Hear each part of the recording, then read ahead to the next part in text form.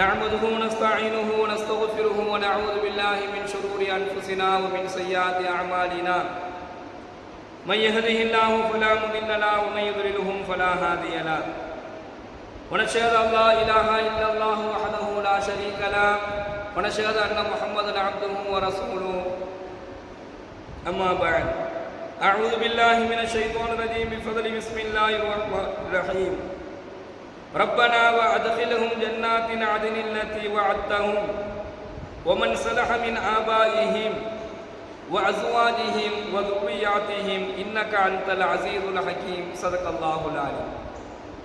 கண்ணியத்திற்குரிய அல்லாஹ்வின் நல்லடியார்களே, சகோதரர்களே, அல்லாஹ்வினுடைய அரிசை சுமக்கக்கூடிய அந்த வானவர்கள், எங்கள் இறைவா, நீ வாக்களித்துள்ள அதன் என்று சொல்லக்கூடிய சொர்க்கத்தில் இவர்களை நீ நுழைய செய்வாயாக.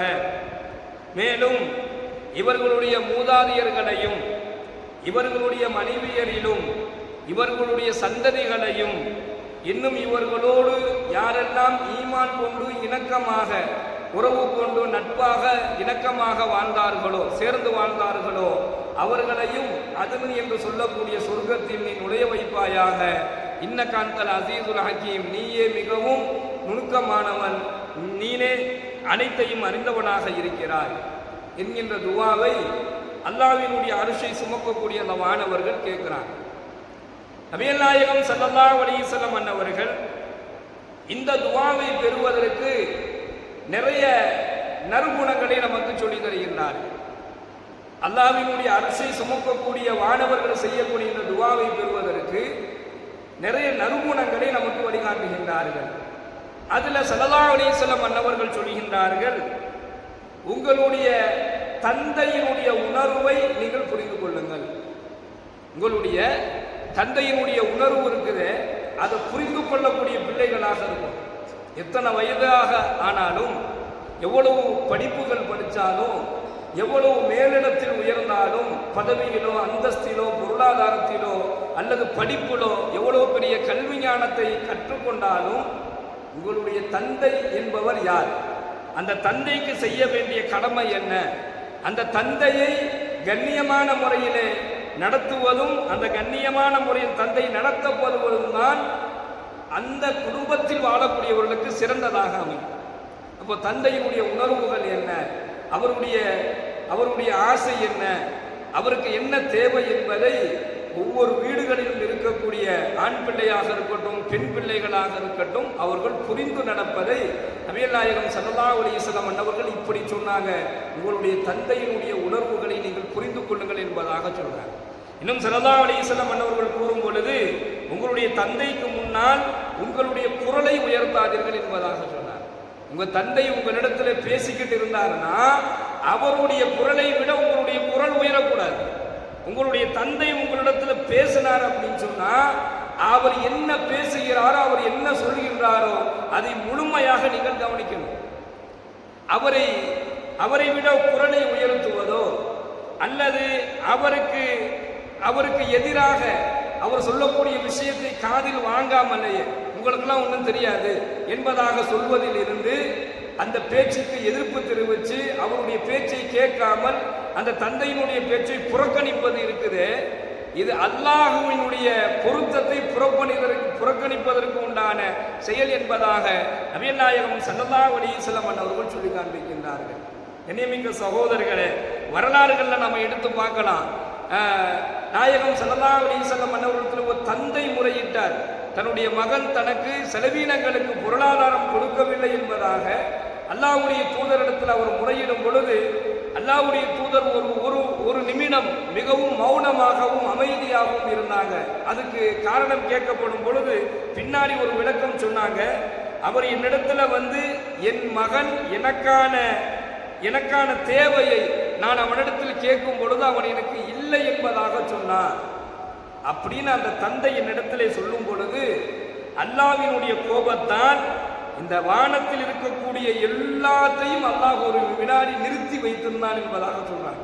அப்ப அந்த அளவுக்கு அல்லாஹ்வினுடைய கோபம் எங்க ஏற்படுதுன்னு சொன்னா, தந்தையை தன்னுடைய பிள்ளைகள் ஏமாற்றும் பொழுது அல்லது தன்னுடைய பிள்ளைகளின் மூலமாக பெற்ற அந்த தந்தைக்கு அநீதங்கள் செய்யும் பொழுது அல்லாஹ்வினுடைய கோபம் இவ்வளவு தூரம் இருக்கிறது என்பதாக நாம் பார்க்கிறோம். மேலும் ஸல்லல்லாஹு அலைஹி வஸல்லம் அவர்கள் சுருக்கமாக அழகான ஒரு வார்த்தையை சொன்னாங்க, தந்தையினுடைய பொருத்தம்தான் அல்லாஹ்வினுடைய பொருத்தத்தை பெற்றுத்தரும். தந்தையினுடைய பொருத்தம் தான் அல்லாஹ்வினுடைய பொருத்தத்தை பெற்றுத்தரும். யாரிடத்துல அவருடைய தந்தையினுடைய பொருத்தம் இல்லையோ, அவரிடத்துல தொழுகை இருக்கலாம், அவரிடத்துல நோன்பு இருக்கலாம், அவர் நிறைய ஜக்காத்து செய்யலாம், அவர் ஹஜ்ஜு செய்யலாம், உம்ரா செய்யலாம், அவர் இன்னும் என்னென்ன நல்ல வணக்கங்கள் இருக்குதோ, என்னென்ன இறை கட்டளைகள் இருக்குதோ எல்லாத்தையும் அவர் செய்யலாம். ஆனால் அவருடைய தந்தையிடத்துல தந்தையினுடைய பொருத்தத்தை அவர் பெறவில்லை என்று சொன்னால் அல்லாஹ்வினுடைய பொருத்தம் அவருக்கு கிடைக்காது என்பதாக பெருமானார் ஸல்லல்லாஹு அலைஹி வஸல்லம் அவர்கள் சொல்லி காண்பித்தார்கள். கண்ணியமிக்க அல்லாஹ்வின் நல்லடியார்களே, சகோதரர்களே, அவரிடத்தில் இருக்கக்கூடிய கண்ணியத்தை உணர்ந்த பிள்ளைகளாக இருந்தால் அல்லாஹ் நிச்சயமாக அவர்களுக்கு அருள் வழங்குகின்றான். அவர் இந்த அரிசி சுமக்கக்கூடிய வானவருடைய துவாவை பெற முடியும் என்பதாக நாம் பார்க்கிறோம். இரண்டாவதாக நபிகள் நாயகம் அல்லாஹ் தன்னுடைய திருமறையில் பதிவு செய்யக்கூடிய ஒரு அழகான ஒரு குணம், இது ஒரு சிறந்த ஒரு அடையாளம். அல்லாஹ் சொல்றான், நபியை பார்த்து அல்லாஹ் சொல்றான், வஸ்பிர் நஃப்ஸக, நபியே நபியே இவர்களிடத்துல உங்களை நீங்கள் பொறுமையாளராக ஆக்கிக் கொள்ளுங்கள் என்பதாக அல்லாஹ் சொல்றான். வஸ்பிர் நஃப்ஸக மஅல்லதீன யதுஊன ரப்பஹும் பில் கதாதி வல் அஷி யுரீதுன வஜ்ஹஹு. வஸ்பிர் நஃப்ஸக, நபியே இவர்களிடத்துல உங்களை நீங்கள் பொறுமையாக ஆக்கிக் கொள்ளுங்கள் அப்படின்னு அல்லாஹ் சொல்றான். அவங்க யாரு அப்படின்னு சொன்னா, மஅல்லதீன யதுஊன ரப்பஹும், மஅல்லதீன யதுஊன ரப்பஹும், காலையிலும் மாலையிலும் அல்லாஹ்வை அழைக்கக்கூடியவர்கள் இருக்கிறாங்க, காலையிலும் மாலையிலும் அல்லாஹ்வை திக்ரு செய்யக்கூடியவர்கள் இருக்கிறாங்களே, இவர்களிடத்துல வஸ்பிர் நஃப்ஸக உங்களை நீங்கள் பொறுமையாக ஆக்கிக் கொள்ளுங்கள் என்பதாக அல்லாஹ் தன்னுடைய திருமறையில சொல்லி காண்பிக்கக்கூடிய ஒரு வசனம். இதுல ரெண்டு விஷயம் இருக்கு. காலையிலும் மாலையிலும் அல்லாஹ்வை திக்ரு செய்யக்கூடியவர்களிடத்திலும் பொறுமையா இருக்கணும். அதே போன்று அல்லாஹ்வை வணங்கக்கூடிய விஷயத்திலும் நம்மை நாம் பொறுமையாக ஆக்கிக் கொள்ளணும். இதை நபிக்கு அல்லாஹ் சொல்றான். இது நபிக்கு அல்லாஹ் சொல்லக்கூடிய ஒரு ஒரு செய்தி.